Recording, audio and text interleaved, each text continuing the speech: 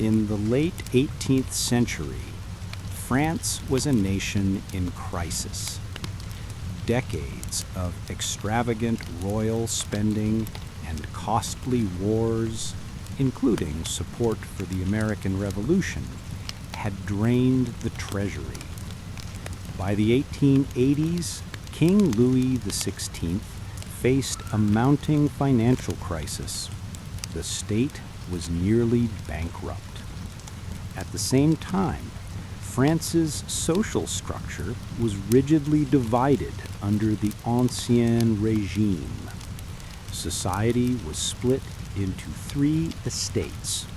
The first estate, clergy, and second estate, nobility, enjoyed land, privilege, and near immunity from taxation, while the third estate, comprising the vast majority, commoners from bourgeois merchants to peasants, shouldered France's heavy tax burden. These inequalities bred deep resentment. Economic hardship worsened the turmoil. A rapidly growing population, France was the most populous country in Europe at the time, had begun to outpace the food supply. A series of poor harvests, including a severe winter in 1788, led to famine in the countryside and soaring bread prices in cities. Bread was the staple of the French diet, and as its price skyrocketed, hunger and anger set in. Bread riots erupted in Paris as the urban poor struggled to feed their families. In the villages, peasants faced not only hunger, but also the continued burden of feudal dues owed to their landlords, a last vestige of medieval serfdom that many hoped to abolish. Meanwhile, Enlightenment philosophers like Voltaire, Rousseau, and Montesquieu had spent the past decades challenging the idea of absolute monarchy and advocating reason, equality, and natural rights. Their ideas circulated in cafes and pamphlets, inspiring the educated classes of the Third Estate to question why an accident of birth entitled clergy and nobles to all the power. By 1789, France was effectively broke. The royal government's debt had become unmanageable, and attempts to reform the tax system were blocked by the privileged classes. Desperate for revenue, Louis XVI's ministers proposed taxing the nobles and clergy, who staunchly refused to surrender their tax exemptions. The commoners, for their part, could not pay more. They were already crushed under high taxes and rising food costs. Facing this impasse, King Louis XVI, an indecisive monarch more interested in hunting and his hobby of locksmithing than governance, realized he had no choice but to summon an institution that had not met in 175 years, the Estates General. The Estates General and the spark of revolution.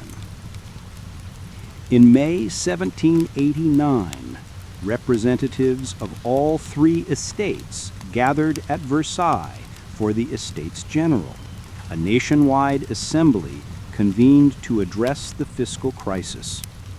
For the first and second estates, it was a rare summons back to political life. For the third estate, it was an unprecedented chance to voice grievances. In preparation, communities across France compiled cahiers de doléances, lists of grievances to send with their delegates, demanding everything from tax equity to an end of feudal abuses. Hope and tension hung in the air as the Estates General opened. Many in the Third Estate, from prosperous bourgeois lawyers to provincial peasants, arrived determined to push for meaningful reform. They were inspired by the Enlightenment ideals and by the example of the recently victorious Americans. They dreamed of a France with a fair constitution and rights for the people. Yet, from the very start, the Estates General's old rules threatened to thwart change. The traditional procedure was to vote by order rather than by head count, meaning each estate, clergy, nobility, commoners, cast one collective vote. Thus, the two privileged estates could always outvote the Third Estate, despite representing only a small fraction of the population. The Third Estate demanded one man, one vote, which would give their numerically superior delegation a proper voice. When the king and the nobles denied this petition, the Third Estate took bold action. On June 17, 1789, asserting their claim to represent the nation, the Third Estate delegates dramatically broke away and proclaimed themselves the National Assembly, a new sovereign legislative body for France. It was an act of defiance, revolutionary in itself, against royal authority. 3 days later came a legendary moment of unity and resolve. Finding themselves locked out of their meeting hall, rumors spread that the king meant to dissolve them. The National Assembly delegates regrouped in an indoor tennis court at Versailles. There, packed shoulder to shoulder in the sweltering June heat, they swore the tennis court oath, vowing never to separate until they had given France a new constitution. This solemn oath was a direct challenge to the monarch's power. In a painting by Jacques-Louis David, the delegates are shown raising their arms as one, an electrifying tableau of a nation in the making. Faced with this solidarity, King Louis finally relented. On June 27th, he grudgingly ordered the clergy and nobility to join the Third Estate in the new National Assembly. For the first time, the Ancien Regime's estates had merged into a single revolutionary body. But the early triumph of the Third Estate only deepened court conspiracies and public anxiety. Throughout June and July 1789, as the Assembly deliberated in Versailles, Paris seethed with unrest. Economic hardship and rumors of royal plots stirred the city's populace. Louis, egged on by hardline nobles, had moved troops into the Paris region, hinting he might use force to dissolve the Assembly. Then, on July 11th, Louis XVI abruptly dismissed Jacques Necker, his reformist finance minister, who was sympathetic to the Third Estate. This dismissal sent a shock through Paris. Necker was popular among commoners as a voice of reason at court. Now it seemed the king was tilting toward reaction. Paris exploded in protest. In the bustling working-class districts, sans-culottes, literally without knee breeches, the nickname for the city's militant poor who wore trousers instead of aristocratic breeches, gathered, fearing a royal crackdown. They armed themselves with whatever weapons they could find, determined to defend the Assembly and themselves. On the morning of July 14, 1789, tensions in Paris boiled over. A large crowd of artisans, tradesmen, and enraged citizens surged toward the Bastille, an old medieval fortress prison that loomed over the city's eastern faubourg. The Bastille was rumored to hold political prisoners, and, more urgently, it stored gunpowder, which the people desperately sought for the muskets they had seized. The atmosphere was electric and volatile. After hours of standoff, the crowd stormed the Bastille, overpowering its guards in a chaotic battle. The prison's grim governor was dragged out and killed, his head gruesomely paraded on a pike through the streets of Paris. The fall of the Bastille sent a shock wave through France. This dramatic popular victory ignited one of the greatest social upheavals in Western history, the French Revolution. The people of Paris had taken the revolution into their own hands, and the Ancien regime's aura of invincibility was shattered. News of the fall of the Bastille and the king's apparent weakness spread like wildfire. In the weeks that followed, anarchy and hope gripped the country in equal measure. A revolutionary zeal took hold of ordinary people, but so did fear. In the countryside, a period known as the Great Fear, or Grande Peur, swept through the provinces. Rumors flew that marauding pans hired by aristocrats were pillaging villages, or that nobles were hoarding grain to starve the people. Panicked and furious, peasants armed themselves and revolted.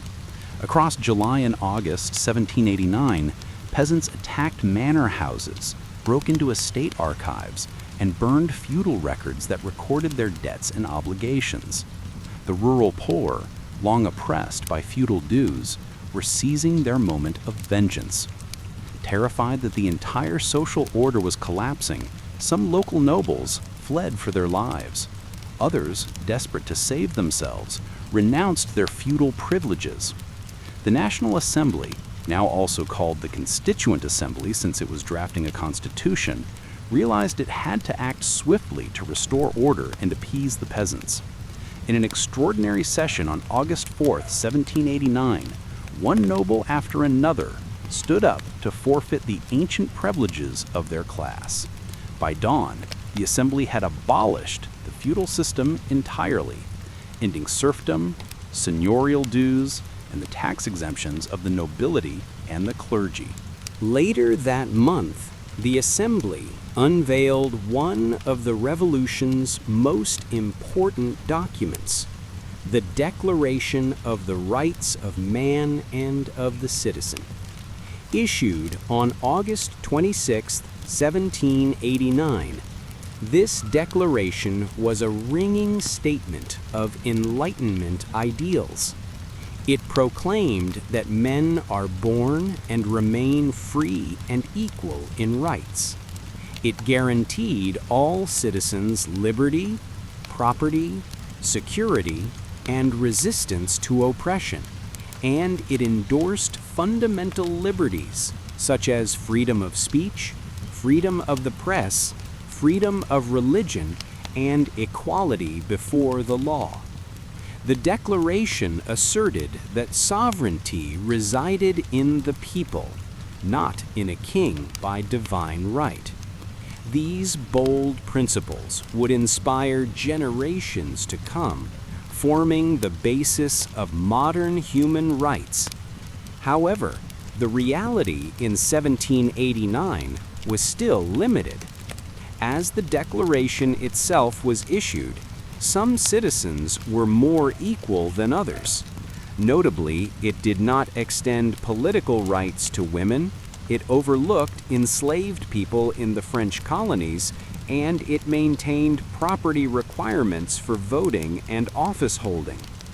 The lofty ideal of liberté, égalité, fraternité was proclaimed, but its full promise would take much more struggle and time to be realized.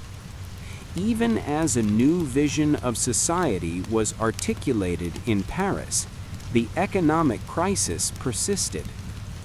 Through the late summer of 1789, bread remained scarce and expensive, and popular unrest continued.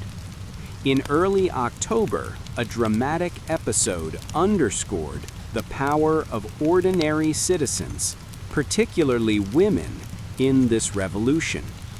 On October 5, 1789, thousands of market women in Paris, fed up with the high price of bread and desperate to feed their families, mobilized in the streets.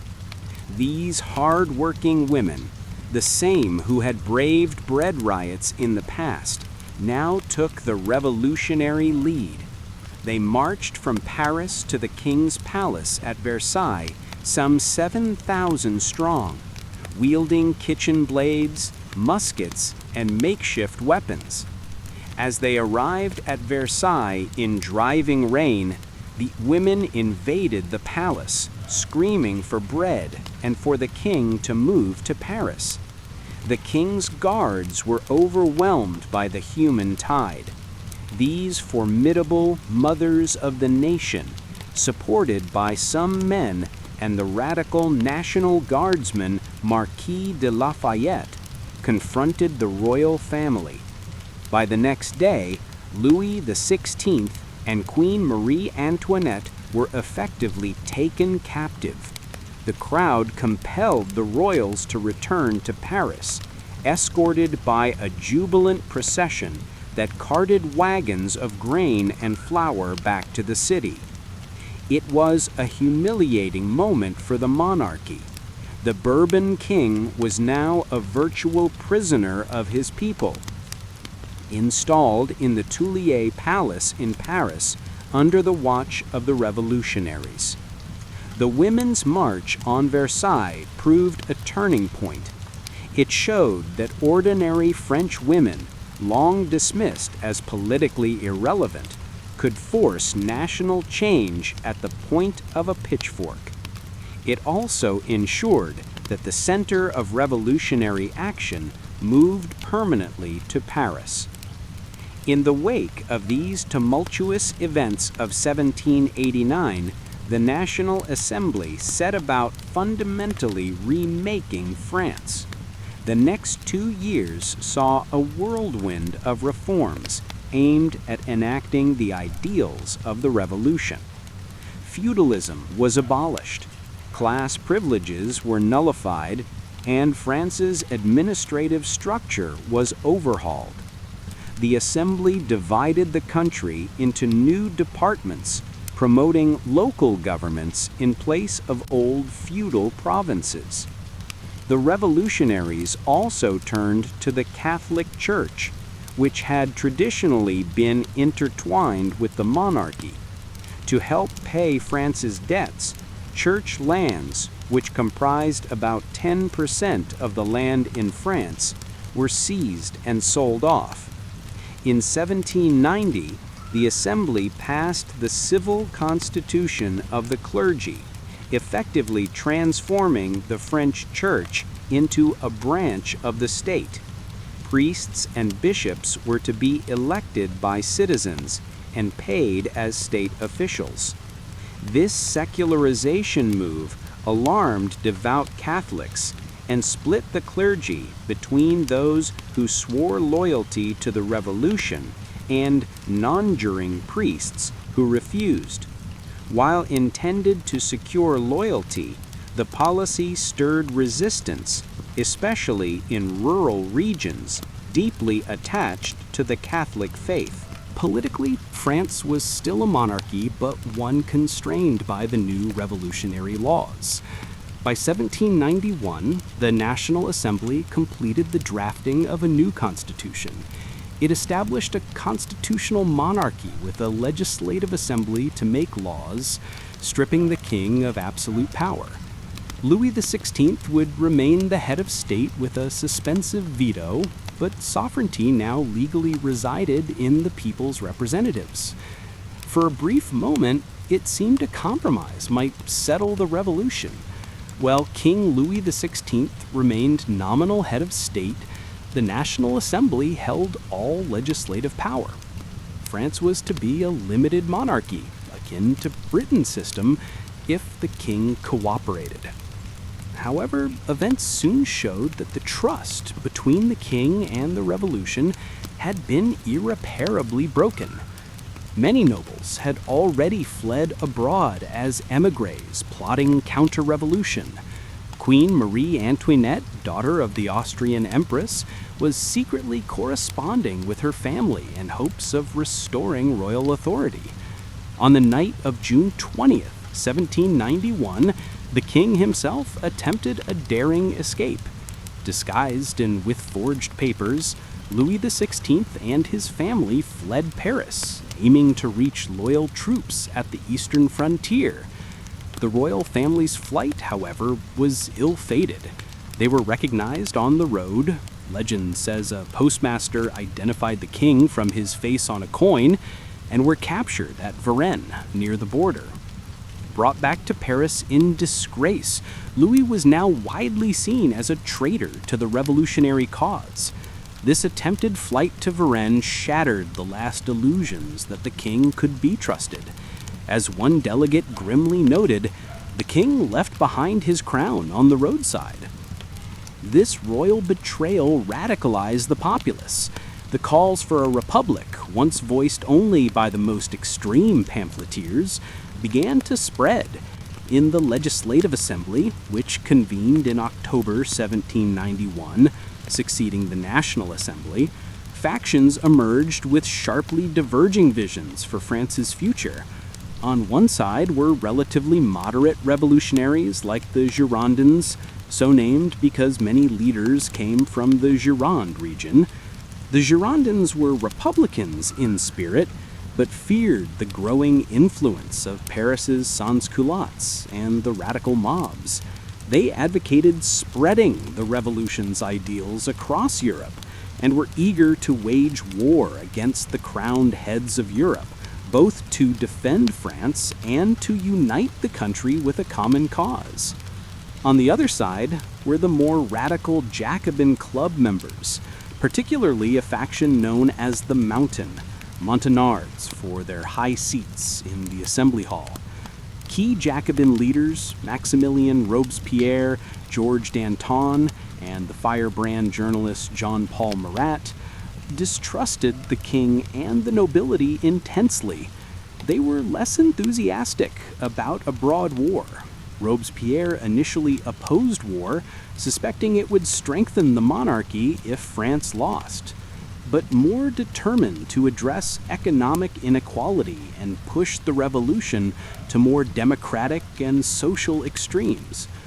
The Jacobins aligned closely with the sans-culottes of Paris and were willing to use popular pressure and even violence to achieve their aims. Meanwhile, the international context was becoming menacing. The crowned monarchs of Europe watched the French upheaval with a mix of horror and panic, fearing the revolutionary fervor might infect their own people. Emperor Leopold II of Austria, brother to Marie Antoinette, and King Frederick William II of Prussia issued the Declaration of Pillnitz in August 1791, declaring their readiness to intervene in France to protect Louis XVI.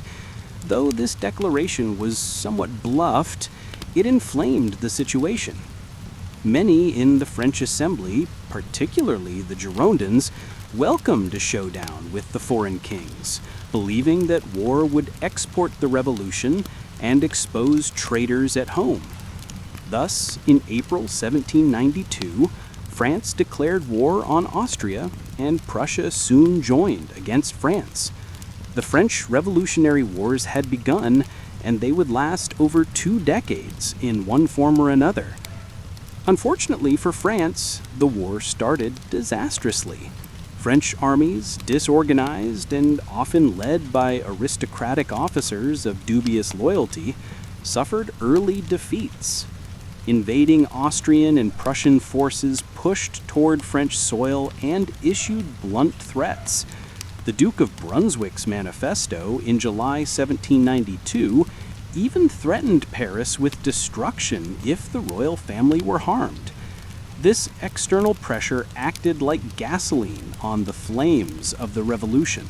By the summer of 1792, Paris was in a state of high tension and paranoia. With foreign armies approaching and rumors of treason swirling, particularly about the king and queen conspiring with the enemy, the radical factions decided to strike first. On August 10, 1792, a mob of sans-culottes and sympathetic National Guards assaulted the Tuileries Palace, where Louis and his family resided. In a furious battle, hundreds of Swiss guards defending the king were killed by the insurgents. The monarchy was overthrown by force.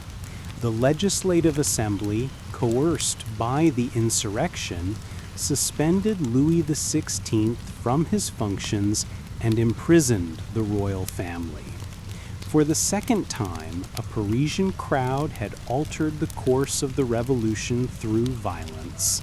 In the wake of this August 10th uprising, a new chapter began. A national convention was to be elected by universal male suffrage to draft a republican constitution. France was now, in effect, a republic in waiting. As the first French Republic was being born, some of the revolution's darkest days unfolded. In early September 1792, with foreign invaders advancing and royalist rebellions rumored, Parisian mobs took matters into their own hands again. They broke into the city's prisons, which held many political detainees and non-juring priests, and carried out brutal massacres of prisoners over several days.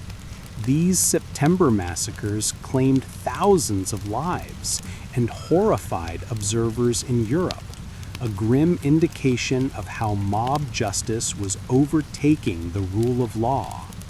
Yet within weeks, the newly elected National Convention met and formally abolished the monarchy, declaring France a republic on September 21st, 1792. The year I of French liberty had begun. One of the convention's first orders of business was the fate of the former king, now plain citizen Louis Capet. After heated debates between the Girondins, some of whom favored sparing the king, or at least delaying punishment, and the Jacobins, who demanded Louis's death to cement the Republic, Louis XVI was put on trial for treason against the nation. Letters showing his secret dealings with foreign powers sealed his doom. The convention found him guilty, and, by a narrow margin, they sentenced him to death. On a cold January morning in January 1793, the deposed king was brought to the guillotine in Paris's Place de la Révolution. He attempted a final speech asserting his innocence and forgiving his enemies, but a drum roll drowned out his words. The blade fell, beheading Louis XVI. As his severed head was lifted for the crowd, silence turned to triumphant cries of "Vive la République!" Long live the Republic! Europe was stunned. France had executed its king, an act of regicide that sent a clear message that the old order was gone. The French Republic now stood defiantly, but it was surrounded by enemies within and without. Social transformations and turmoil. Amid these high political dramas, the French Revolution profoundly transformed society. The year 1793 would test how far the promises of liberty and equality truly extended to all people in France. Class structures that had defined French life for centuries were being dismantled. The nobility, for instance, saw their very identity abolished. In June 1790, the Assembly outlawed hereditary titles. Citizen became the only honorable appellation. Many aristocrats had fled abroad as émigrés, their estates confiscated by the revolutionary government. Those who remained faced suspicion or worse. By 1793, simply being from a noble family could land one in jail or on the scaffold. The proud Bourbon monarchy was gone, and along with it, the elaborate etiquette of the royal court at Versailles. In its place rose a rougher democratic culture, where people addressed each other as citoyen and citoyenne, and even changed fashions. The sans-culottes proudly wore trousers and simple caps to distinguish themselves from the silk-clad aristocrats of the past. For the common people of France, the revolution brought both uplifting change and harsh challenges. The peasants, in particular, achieved some of their long-held desires. The abolition of feudal dues meant that peasants no longer owed oppressive labor and grain payments to lords each year. Many could farm their land in peace for the first time, without fear of seigneurial fees or the salt tax, gabelle collectors. Church tithes were gone too, easing a significant financial burden on rural communities. In theory, a peasant proprietor was now an equal citizen under the law, free of the old caste stigma. However, these gains came at a cost. The war and the revolution's demands would soon lead to mass conscription, the levée en masse in 1793, and new taxes to fund the armies, burdens that fell heavily on peasant families. Moreover, the attack on the church through the civil constitution of the clergy upset many peasants who were devout Catholics. In regions like the Vendée in western France, resentment against the revolutionary government's interference in religion and against conscription sparked a bloody peasant revolt in 1793. The revolution gave peasants land and rights on paper, but it also imposed on them the turmoil of civil war and requisitions in the name of the nation. In cities, especially Paris, the revolution empowered the urban working class in unprecedented ways. The sans-culottes of Paris became a significant political force. These were wage earners, artisans, small shopkeepers, people who suffered acutely for food inflation and unemployment. They organized in neighborhood sections and political clubs, pressuring the elected assemblies to adopt more radical measures to address economic needs. It was the sans-culottes who had driven the revolution forward at every crisis, storming the Bastille, marching to Versailles, and attacking the Tuileries. In 1793, they would again rise to demand price controls on bread and harsher action against hoarders and enemies of the revolution. Under their pressure, the government enacted the law of the maximum to cap food prices and took a populist turn. Yet the sans-culottes, though courted by the Jacobin leaders, did not gain lasting political power for themselves. They had no formal representation as a class beyond the radical clubs. Still, their legacy was profound. They injected the revolution with its democratic and social passion, insisting that equality must be more than just legal equality, but also economic fairness. Women, too, were central to the revolution's social fabric, even if they were largely excluded from formal power. We have seen how they sparked pivotal events, from the bread riots to the March on Versailles. Women of all classes engaged. Working women fought in the streets for bread and justice. Middle-class women, like Madame Roland, hosted influential political salons. And writers, like Olympe de Gouges, boldly demanded that the revolution live up to its rhetoric of equality.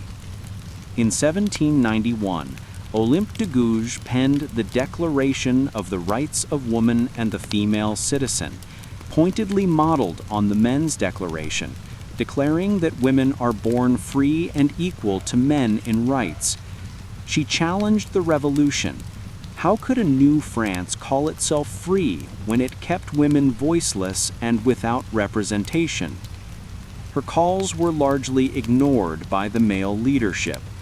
In fact, the more radical the revolution became, the less tolerance it had for female political activism. De Gouges herself, after criticizing the Jacobin government and defending the Girondins, was arrested and sent to the guillotine in November 1793, the only woman executed solely for her writings during the Revolution. She had bitterly noted that if women could mount the scaffold, they should also have the right to mount the speaker podium, a right denied to her in life but granted in death.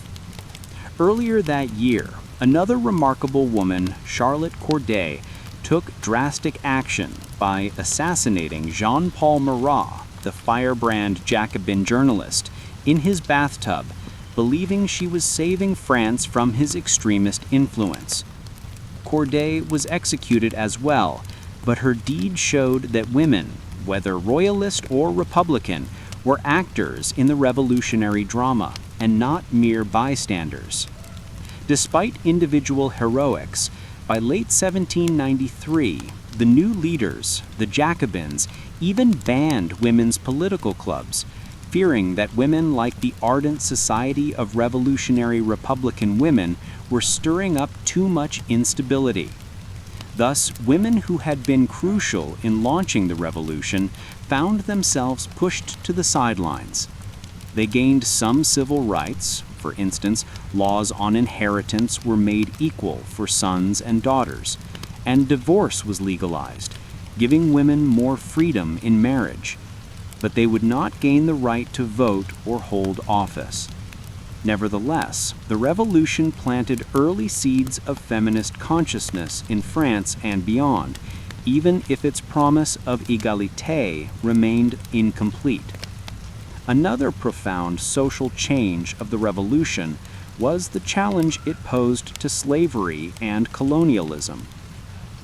In France's Caribbean colonies, such as Saint-Domingue, Haiti, enslaved people and free people of color took the revolutionary ideals to heart. When they heard of rights of man being proclaimed in 1789, they began to demand those rights for themselves. This culminated in August 1791 with a massive slave uprising in Saint-Domingue, inspired in part by the ideas of the French Revolution. As warfare and chaos from that rebellion grew, the radical government in Paris faced a dilemma. In a remarkable decision, the National Convention in February 1794 voted to abolish slavery in all French colonies, making France the first major European power to formally outlaw slavery. However, this achievement was short-lived.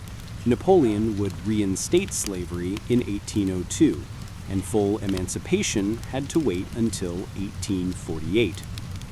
The step in 1794 nonetheless showed the universalist ambition of the revolution. At least for a moment, liberty was supposed to have no color. The reverberations of these events were global.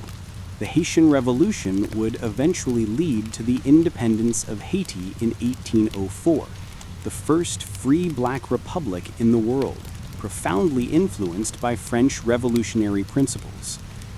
By 1793, then, France had become a laboratory of sweeping social change. The old hierarchies of birth and privilege were overturned. A new emphasis on citizenship, secularism, and nationhood emerged. The very symbols of everyday life were transformed. The calendar was changed in late 1793 to Year 2 of the Republic, with new month names, reflecting a desire to break completely from the past. The revolution promised a society based on merit rather than aristocratic pedigree.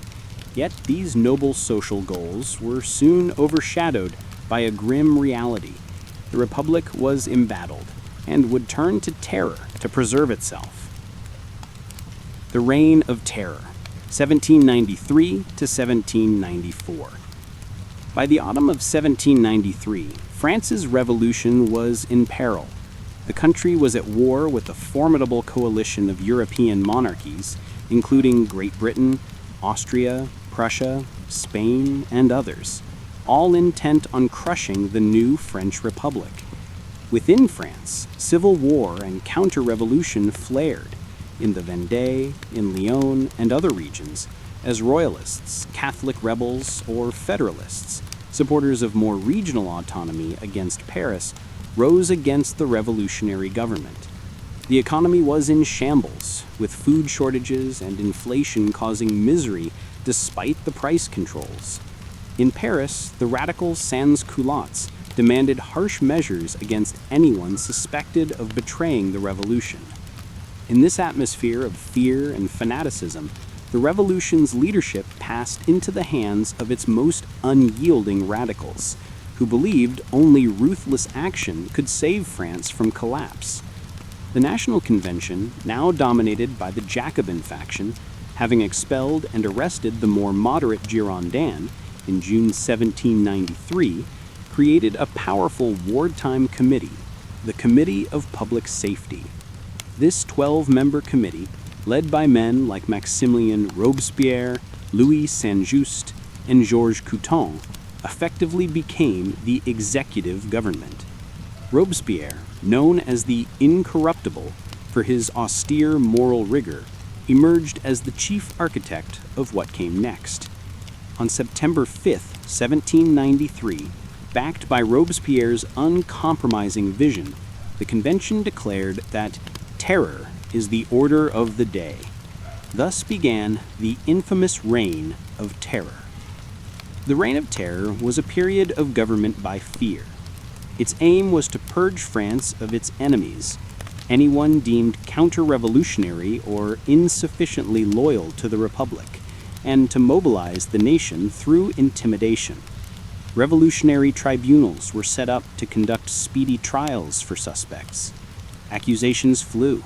Nobles, priests, hoarders, dissenting politicians, even ordinary people who voiced criticism could be accused of treasonous activities. The usual penalty was death by guillotine, the mechanical beheading device that had become a symbol of revolutionary justice, nicknamed Madame Guillotine by both supporters and victims. In Paris, the guillotine in the Place des Revolutions worked relentlessly. Provincial cities like Nantes and Lyon saw their own bloody extermination campaigns. For 10 long months, from late 1793 to mid-1794, France was gripped by paranoia and bloodshed as never before. Approximately 17,000 people were officially executed across France, and many more died in prison or without trial. Historians estimate the terror's total death toll to be anywhere from 14,000 to 40,000. Those killed included not only former aristocrats and clergy, but also a great number of common citizens, even erstwhile revolutionaries. Queen Marie Antoinette, who had been imprisoned since 1792, went to the guillotine in October 1793, her infamous life ending in ignominy as the crowds jeered. Girondin leaders and other political opponents of the Jacobins were tried on trumped-up charges and executed in waves, effectively silencing alternative voices in the convention. The revolution was devouring its own children, as one observer put it. Even Georges Danton, one of 1792's heroes and a one-time ally of Robespierre, fell out of favor. Danton and his followers urged that the terror had served its purpose and should be relaxed, a stance Robespierre viewed as betrayal. In April 1794, Danton was arrested, given a show trial, and sent to the guillotine, famously proclaiming as he faced the blade, "My only regret is that I'm going before that rat Robespierre." The fiery journalist Marat, though assassinated by Charlotte Corday in 1793, was virtually sanctified by the regime as a martyr of the people. His death had only fueled the zeal of the Jacobins. Robespierre became the unyielding face of the terror. He believed virtue and terror must go in hand. Virtue, meaning civic virtue, was necessary for the Republic, but terror was necessary to enforce virtue upon those who resisted. Under his watch, the government attempted to remake French society in its own austere vision. Churches were closed and religious worship suppressed in favor of a new civic religion of the Supreme Being, Robespierre's deist attempt at a morally pure faith. The calendar was changed to remove all Christian influences. Street names associated with royalty were renamed. The Committee of Public Safety also enforced a wartime socialist-style economy. It requisitioned grain, directed manufacture for war supplies, and punished price gougers. In many ways, the Jacobin regime was proto-totalitarian, seeking to control all aspects of life to defend the revolution. Yet as the terror intensified in mid-1794, fear and fatigue began to grip even those within the government. By June 1794, with France's external enemies being pushed back, French armies had turned the tide of war, achieving victories against the invaders. Some convention members questioned whether the mass executions were still needed. But in that very month, Robespierre passed the law of 22 Prairial, which further streamlined trials and essentially removed defendants' rights, accelerating the machinery of death. Prominent revolutionaries wondered if they might be next. Indeed, Robespierre began hinting at the existence of traitors in the convention itself. This alarmed his colleagues. Facing the prospect that Robespierre might unleash the guillotine upon them, a coalition of moderates and previously loyal Jacobins conspired to strike first. On 9 Thermidor Year II, July 27, 1794, Robespierre was shouted down when he tried to speak in the convention, and he and his closest allies were quickly arrested. The very next day, July 28, 1794, Robespierre and 21 of his associates were hauled before the guillotine and executed without a trial, the same swift justice they had dealt to so many others. As the blade fell on Robespierre, who died ironically with a bandage around his shattered jaw, having been injured during his arrest, the most radical phase of the revolution came to an abrupt end. This coup against Robespierre is known as the Thermidorian reaction, named after the revolutionary month of Thermidor. It marked a decisive turning point. France's reign of terror came crashing down on 28 July 1794, or 10th Thermidor, with the execution of Maximilien Robespierre. With his death, the terror, which had claimed tens of thousands of lives and left France weary of the incessant slaughter, was officially declared over. Crowds who just a week prior had trembled before Robespierre's committees now cheered the fall of the tyrant. The Thermidorian reaction and the Directory, 1794 to 1799. After the fall of Robespierre, France entered a calmer but uneasy period. The men who took charge, later called the Thermidorians, were largely ex-Jacobins and moderate Republicans who had feared for their own necks. In the months following July 1794, they moved swiftly to dismantle the machinery of the terror. The Revolutionary Tribunal was purged of its most militant judges and eventually suspended. The hated law of suspects and 22 Prairial were repealed, and thousands of prisoners awaiting execution were released.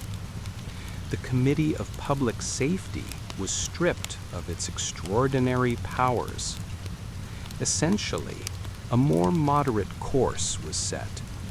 The "Terror is the order of the day" slogan was replaced with "Justice is the order of the day."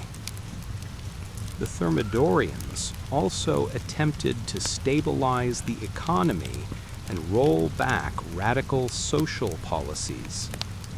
They ended the strict price controls, leading to some economic pain as prices rose again, and reopened the churches, allowing a return of freedom of religion that had been denied during de-Christianization. Émigrés were cautiously allowed to return, and there was a general relaxation of the draconian atmosphere of the Terror. However, these changes brought their own challenges. The common people of Paris, especially the sans-culottes, now suffered from inflation and bread shortages anew, since the price maximum was gone, and resented the nouveaux riches who speculated in goods. When they tried to protest, the Thermidorian government cracked down, determined to prevent any revival of Jacobin populism. In May 1795, the last great popular uprising of the Revolution, the uprising of 1 Prairial, saw crowds invade the convention, demanding bread and the Constitution of 1793, the more democratic Jacobin constitution that had been shelved. The rebellion was suppressed by force.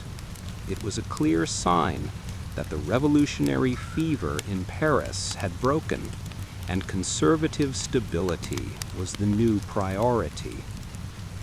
Politically, France still needed a new governing structure after the Year of Terror. The Thermidorians, wary of both royalist reaction and Jacobin resurgence, crafted a middle path. They wrote the Constitution of Year 3, 1795, which established a bicameral legislature and a 5-man executive body known as the Directory. This was a deliberate effort to prevent concentration of power. No more dictatorships like Robespierre's committee, but also no return to monarchy. The franchise was again limited by property, swinging back from the democratic experiment of 1793 to a rule by the propertied bourgeoisie. In October 1795, the new constitution came into effect, and the Directory era began. The Directory, 1795 to 1799, was a time of relative peace and political moderation at home, but it was also marked by corruption, economic troubles, and ongoing war abroad. 5 directors ruled as the executive, but they often quarreled, and their government never gained broad popularity. Royalists on one side and radical Republicans on the other conspired against it. The Directory did, however, oversee military successes in the Revolutionary Wars, largely thanks to the emergence of a brilliant young general from Corsica, Napoleon Bonaparte. Revolutionary Wars and International Reactions. From the very start, the French Revolution was not just a domestic upheaval. It had an electric impact across Europe and the world. The old monarchies watched events in France with a mix of fear and fury. Initially, some rulers underestimated the revolution as a French squabble, but as it grew more radical, and especially after the execution of Louis XVI, they saw it as an existential threat. Edmund Burke in Britain had warned early on that the revolution would end in chaos and blood. By the Terror, many felt vindicated in their horror. Conversely, radicals and common people in other lands were inspired. Secret clubs in places like the German states or Ireland toasted the victories of French liberty, and Polish, Dutch, and Italian patriots dreamed of importing the revolution to their own soil. The reaction of Europe's monarchs soon shifted from caution to open aggression. Louis XVI's attempt to rally foreign aid had in fact backfired. When his correspondence became public, it only further justified the most extreme Republicans' distrust. Early in 1792, even before Louis's fall, Austria and Prussia had formed an alliance to intimidate France, which, as noted, led France to declare war. The subsequent Austro-Prussian invasion in 1792, though repelled at Valmy in September, heightened French nationalism immensely, giving the revolutionaries a cause to unite around. The Girondins' hope that war would spread the revolution began to come true in unexpected ways, as French armies, now fired by patriotic volunteers singing the Marseillaise, pushed into the Austrian Netherlands, Belgium, and the Rhineland. They proclaimed liberation from tyrants.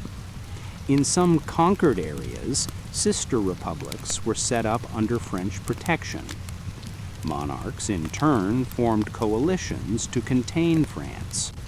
By 1793, Britain, Spain, the Dutch Republic, and others joined Austria and Prussia in the First Coalition War against France. The French Republic was thus encircled by powerful foes, determined to quash this experiment in regicide and popular government. The war fundamentally shaped the revolution's trajectory, fueling the rise of the Terror, as we saw, and also inadvertently propelling new talent like Napoleon to prominence. On the whole, revolutionary France managed to militarily outperform expectations. The levée en masse, mass conscription, swelled French armies to unprecedented size, turning the war into a total national effort.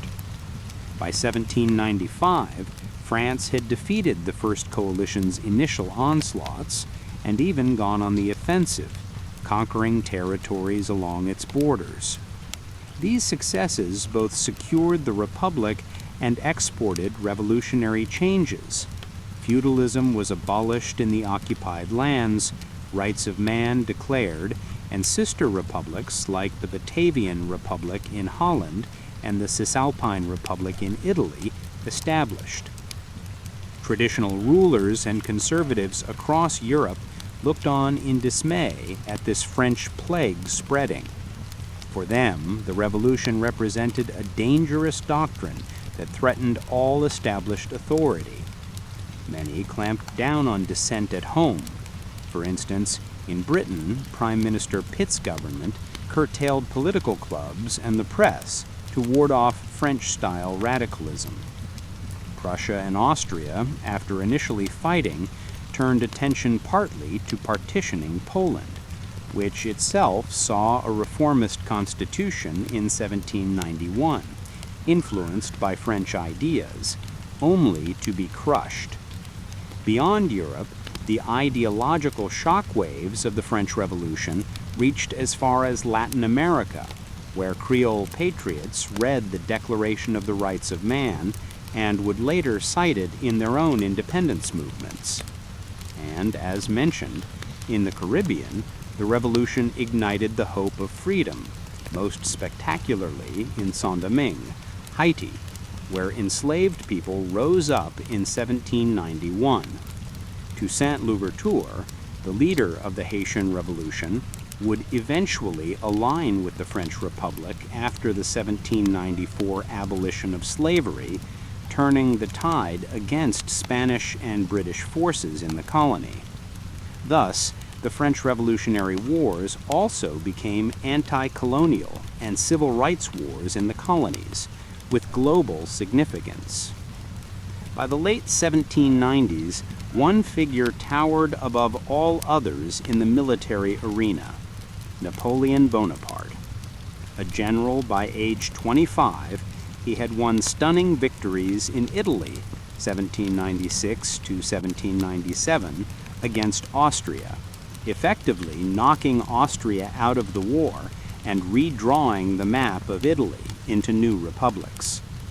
France's successes forced its enemies to make peace, the Treaty of Campo Formio in 1797 with Austria, leaving only Britain still at war. However, at home, the Directory government remained unstable and faced economic disarray and corruption scandals. Sensing both the weakness of the civilian government and his own popularity, Napoleon returned from his campaigns as a national hero. The rise of Napoleon and the fall of the Revolution. By 1799, the decade of revolution had dramatically transformed France, but stability was still elusive. In that year, against the backdrop of continuing war, now the War of the Second Coalition, as Russia, Austria, and others tried again to defeat France, and economic troubles, a coup was plotted to overhaul the government once more. Napoleon Bonaparte, ambitious and backed by the loyalty of the army, became the central figure in this plot. In November 1799, 18 Brumaire, Year 8, Napoleon and his allies overthrew the Directory, forcibly dispersing the legislature. In its place, they established the consulate, effectively a military-dominated regime with Napoleon as first consul, the dominant leader of France. The French Revolution, as a revolutionary upheaval, thus effectively ended in 1799 with Napoleon's coup, as the reins of power passed from elected bodies to a charismatic general. A few years later, in 1804, Napoleon would crown himself Emperor of the French, sealing the transformation. It was a profound irony noted by many. France had abolished its monarchy only to wind up under the rule of an emperor. Even some ardent supporters of the early revolution became disillusioned. The American statesman Thomas Jefferson, once an admirer of the French Revolution, conceded regretfully in a letter to John Adams that the outcome had betrayed the hopes of 1789. Adams prophesied that the revolution could lead to despotism had proved truer than mine, Jefferson admitted. Under Napoleon's authoritarian rule, many revolutionary freedoms were curtailed. For example, the press was censored and political opposition silenced. Yet Napoleon also consolidated key revolutionary gains. He enacted the Napoleonic Code, a comprehensive legal code that enshrined equality before the law, abolition of feudalism, religious toleration, and merit-based advancement, all principles rooted in 1789. He also made peace with the Catholic Church through the Concordat of 1801, healing some social divisions. In this way, Napoleon's regime can be seen as both a continuation and a termination of the revolution. The passionate, tumultuous push for democratic republicanism was over, but the old feudal order was not coming back. France moved into the 19th century under a new kind of monarchy, one wearing a laurel wreath rather than a powdered wig. Illustration: Napoleon Bonaparte on horseback, crossing the Alps. A painting by Jacques-Louis David. Napoleon's rise to power in 1799 effectively ended the revolution, as France traded the fervor of republican liberty for the order of an authoritarian regime. International legacy and the dawn of modern Europe. The French Revolution's impact reverberated far beyond France's borders. It was, in many respects, a turning point in world history, a dramatic embodiment of the Enlightenment's promise and perils. Politically, the revolution proved that old regimes could be toppled and that ordinary people could shape their destinies.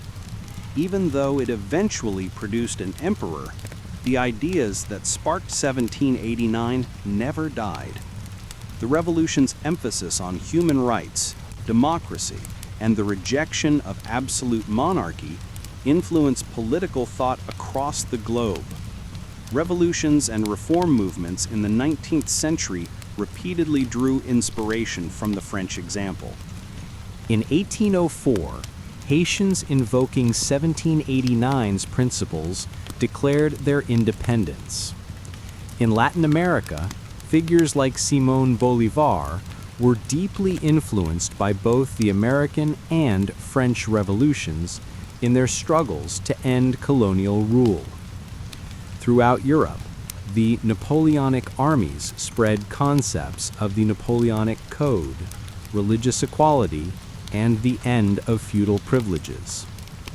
Although reaction triumphed in 1815 with Napoleon's fall, the genie of nationalism and liberalism was out of the bottle, never to be fully repressed. Over the next decades, waves of revolutions in 1830 and 1848 would again challenge monarchies, often explicitly citing the ideals of the French Revolution. The map of Europe and the mindset of its people were irrevocably changed. The revolution introduced the modern notion of citizenship, people as citizens with rights and duties, not subjects of a distant king. It popularized the concept of nationalism, as French citizens rallied to defend la patrie, the fatherland, in the face of foreign invaders. The revolutionary cry, liberté, égalité, fraternité, became a universal slogan of freedom, echoed in struggles on every continent. Even conservative governments implemented some reforms to stave off unrest. For example, serfdom was gradually abolished in parts of Europe in the early 19th century, as the feudal model had been discredited. The idea of a written constitution guaranteeing rights became increasingly standard for modern states, directly influenced by the French and American models. Culturally and socially, the French Revolution set in motion the pursuit of equality in various spheres. It transformed thinking about citizenship, nationality, and even gender roles. While women's immediate political gains were few, the debate on women's rights that figures like de Gaulle ignited would eventually lead to the feminist movements of later centuries. The abolition of slavery in 1794, though reversed and later permanently enacted in 1848, was a beacon that presaged the global anti-slavery cause in the 19th century. The revolution also fostered the notion of social welfare. During the Terror, the government made unprecedented efforts, though born of coercion, to control prices and supply bread to the poor, planting early seeds for the idea that the state should ensure basic welfare for its citizens. In sum, the legacy of the French Revolution is enormous. It laid the groundwork for modern political thought and inspired future movements for justice and reform. Its Declaration of Rights became a template for international human rights documents. Its assertion of popular sovereignty became a cornerstone of modern democracy.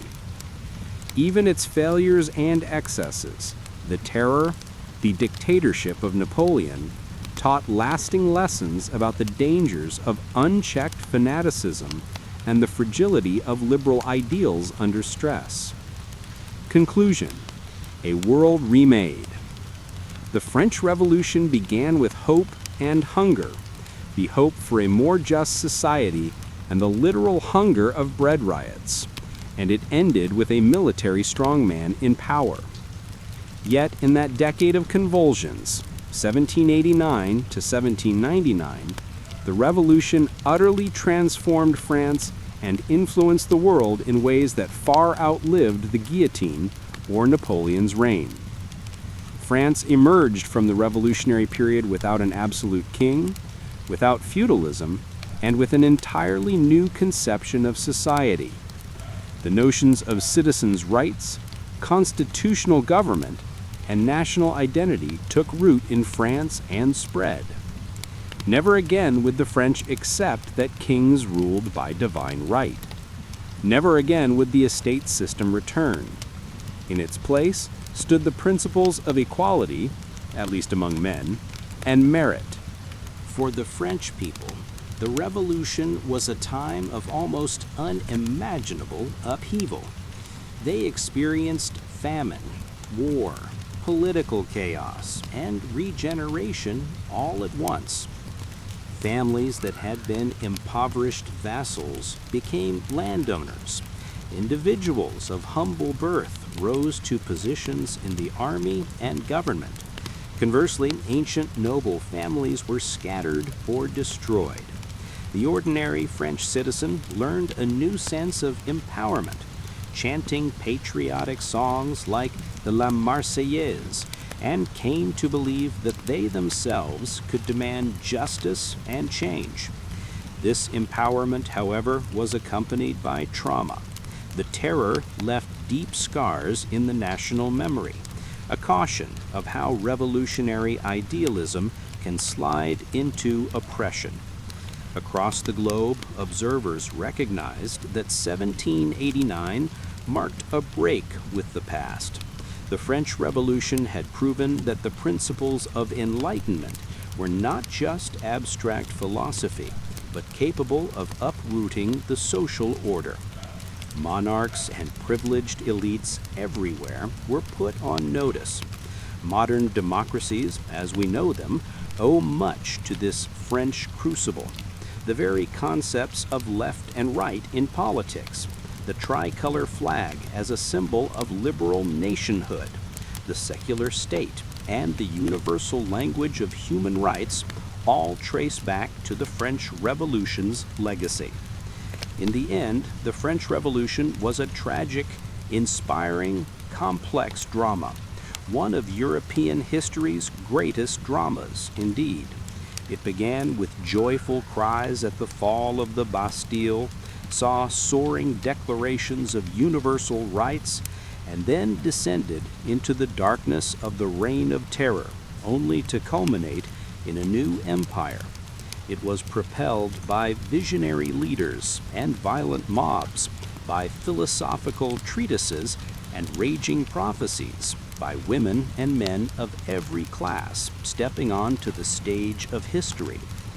Though it failed to establish a stable democracy in its time, it unleashed ideas and forces that would shape the centuries to come, asserting that no throne or privilege was sacrosanct against the will of the people. As the 19th century historian Jules Michelet wrote, France made itself the apostle of the rights of humanity.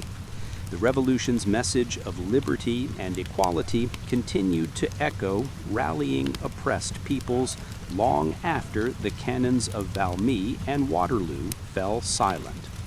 In conclusion, the French Revolution stands as a monumental chapter in the human story, a warning and a beacon.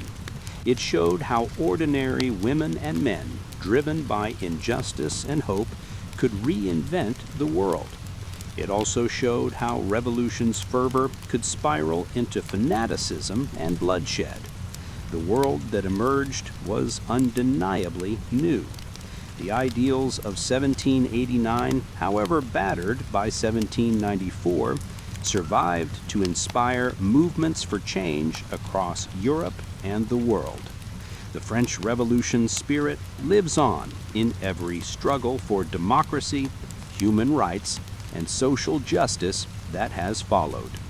And its story, rich with high drama and stark lessons, continues to captivate and educate, reminding us of both the power of the people and the profound responsibility that comes with remaking the world.